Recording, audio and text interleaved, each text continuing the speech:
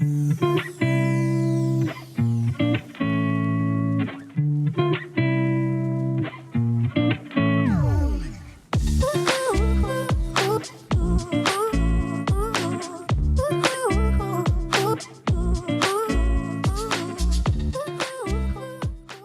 everyone.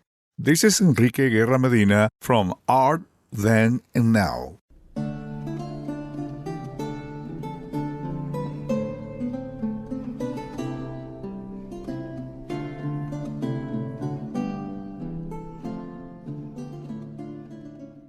In today's show, we're going to talk about Money Talks, the story of two great artists.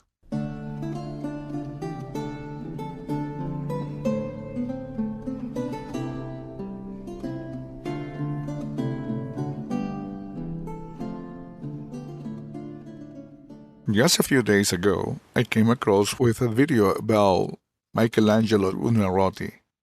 As you can remember, Michelangelo was the artist who painted the Sistine Chapel ceiling in the Vatican, Italy.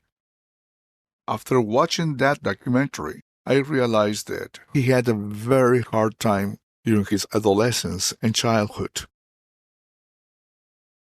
His father, who used to be a government official and went bankrupt later, wanted him to become a lawyer, but Michelangelo didn't want to follow his father's path. He wanted to follow his own path.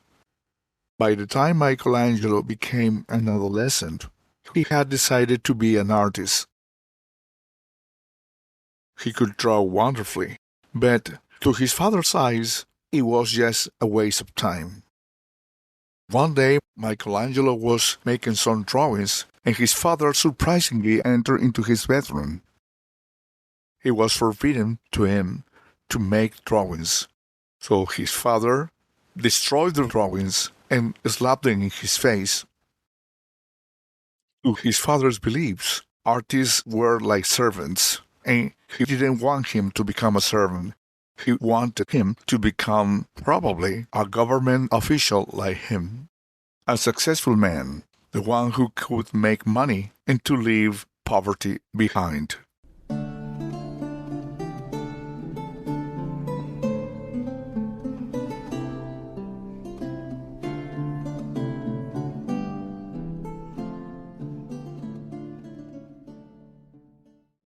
This bad relationship with his father probably marked him deeply. As an adult, he became a man with a very bad temper. He used to throw tantrums as a desperate way to express his disagreement with the work that he was doing with his partners, who helped him to paint this magnificent project that was to paint biblical scenes on the Sistine Chapel ceiling. For the rest of his life, Michelangelo Buonarroti suffered a lot. Suffered in solitude, suffered in restrictions, and his only passion was to paint the creation of his marvelous sculptures and the designing and supervision of his architectural masterpieces. The life of this extraordinary artist was not easy. In one way or another, he rejected himself. He was always alone and used to explode and destroy anything that was in his way when something really was going wrong. His fame as a great artist made him very popular among the popes, and he was able to accumulate a fortune during his lifetime. In spite of it, he used to live like a real homeless. This is a very common story among some artists. Michelangelo's story, the incomprehensible attitude of his father toward his own talents, isn't, unfortunately, one single case.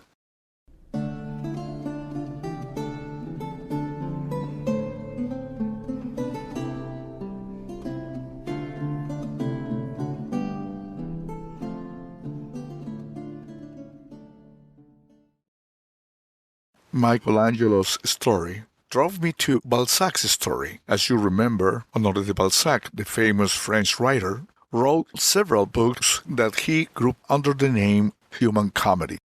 He borrowed this name from Dante Alighieri, who wrote the Divine Comedy. Balzac's story is not about the hell and demons. It's not about the inferno, but it's about humans. He describes in his books the way of life of French people of his time. Balzac became very famous. He used to be the center of the party because he used to tell a lot of stories surrounded by beautiful royal court women. He always wanted to become a nobleman, but he wasn't. It was Balzac's father, whose real name was Bernard Francois Balzac, who added the C at the end of Balzac and later added the particle de to falsely say he was descendant of the real aristocratic family Balzac. By the time Bernard Francois Balzac had decided to change his surname, there wasn't any family member left of the real Balzac family. The relationship that Balzac had with his father and mother was really distant. When he was only 4, the family decided to give his son to a babysitter who was in charge of him during many years. His parents used to visit him just twice a month, 2 Sundays of every month. There is no information about why Honoré Balzac's parents were always distant with him. Later on, he was left in a boarding school for many, many years, in which the discipline and the lack of vacations made the relationship with his parents almost impossible.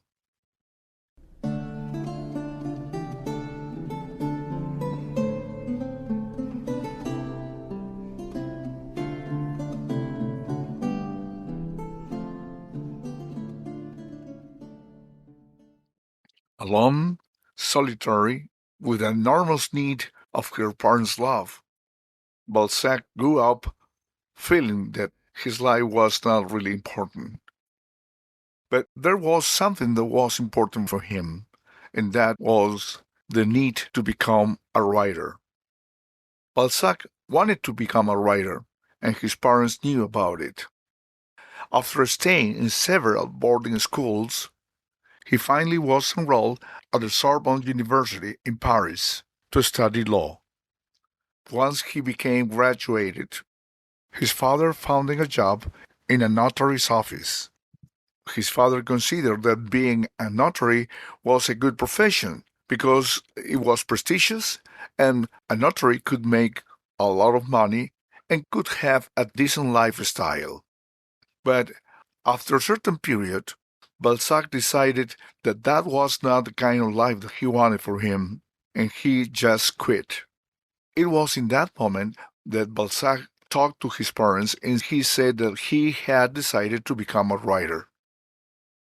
His parents' fortune had been lowered because his father's bad investments, and now that their parents need him, he was not able to support them because he wanted to become a writer. It's in that period that his parents decided to give him a 3-year chance to write as much as he can in order to become a writer. A small apartment was rented by his mother in a very poor area of Paris. With just little money to survive, Balzac became famous. First, he had to write a lot of stories anonymously. They were just a kind of work that he needed to do in order to survive. He used to write stories, articles, books for others. Balzac's story is a very profound and touching story.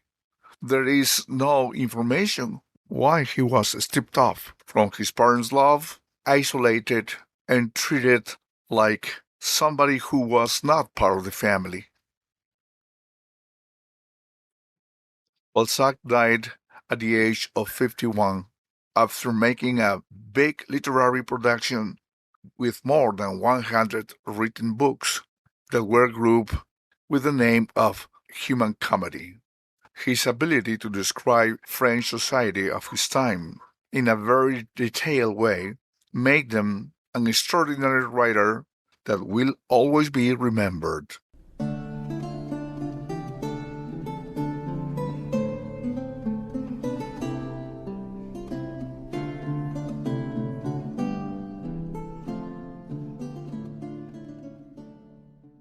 As you enjoy this episode, be sure to subscribe so you're notified when a new episode is posted. Rate, review, and share this podcast with your friends. Thanks so much for listening, and I hope to build a special connection with you and your sensitivity for the arts. Have a nice day.